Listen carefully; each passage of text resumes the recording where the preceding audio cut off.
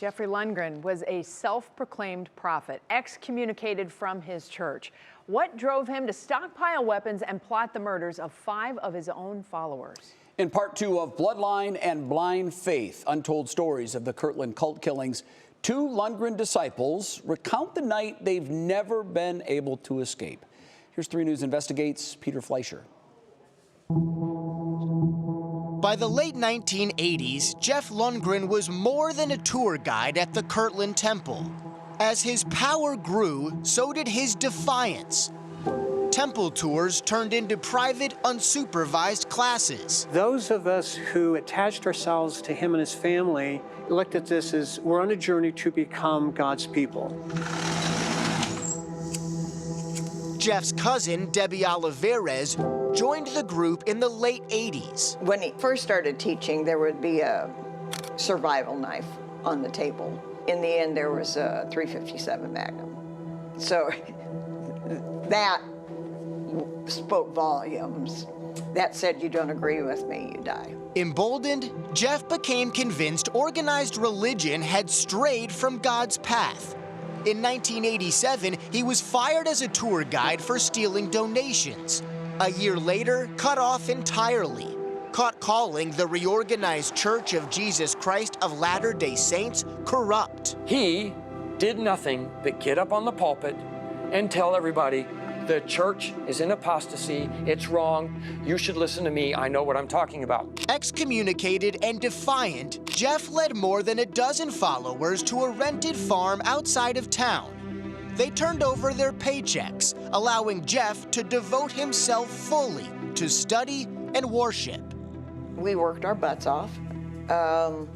Actually, Jeff and Alice lived off of all of our incomes. Neither one of them worked. At one point, Jeff began planning a violent takeover of the Kirtland Temple. A former follower warned police before it could happen. It looked like these people had to die because they had taken the Lord's temple and defiled it. Jeff was now on law enforcement's radar, but no one could imagine what atrocities he had in store.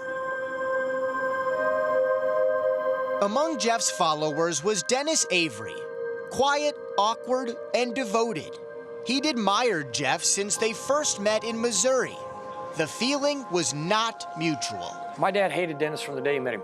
And my dad had zero respect for him because he felt he was a bad father, a bad husband. A married father of 3 young girls, Dennis packed up his family and drove to Kirtland without warning. They were always a scapegoat.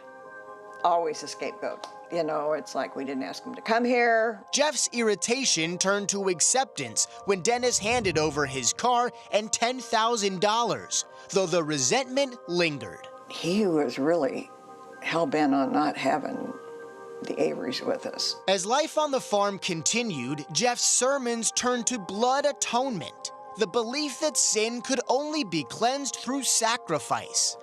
He planned to lead his followers into the wilderness to cut ties with the outside world. So in the wilderness, it was a purging process so that we could remove ourselves from the rest of the world, invest all of our trust in the system to see what kind of fruit it was going to bear.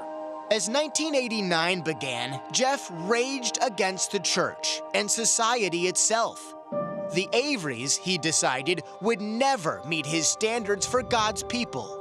He began to plan their fate. You know, God was going to make a mountain, and we were going to get those who were not worthy off the mountain. No matter how much time the Averys would be given on this earth, that they would never repent of what they were doing. And so there was an answer of judgment of that they need to be executed. April 17th, 1989. Jeff invited the entire Avery family over under the guise of dinner. Dennis was led into an isolated barn where the men in the group waited with a stun gun and duct tape, beaten, bound, and gagged. He was brought before Jeff, who shot him 3 times. It is a shameful act to do that to other human beings. There's no question. I don't care how justified I felt, or how justified anybody may feel in doing something like that. There's always this sense of shame. It was It was the worst burden probably that I've ever had to bear, knowing that a family died and I could have stopped it. Jeff then brought in 18-year-old Damon to witness what he'd done. I finally lost it. There's Dennis laying there. I still wake up in the middle of the night screaming. This is not a healthy thing for somebody to go through with their father. One by one, the Avery women followed, led into the same barn, unaware of the horror inside. First, Cheryl, then the girls, Trina, Becky, and Karen. I didn't have the ability to process it or deal with it. I still don't. I haven't been the same person since. I'll never be the same person. I just wait, Jeff. Why Jeff targeted the Averys remains debated among his followers, but the fallout shattered every life it touched in ways that can never be undone.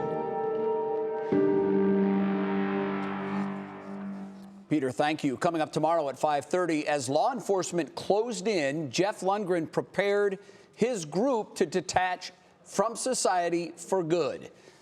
Don't forget, if you miss any segment, you can currently stream the full series, all 5 parts.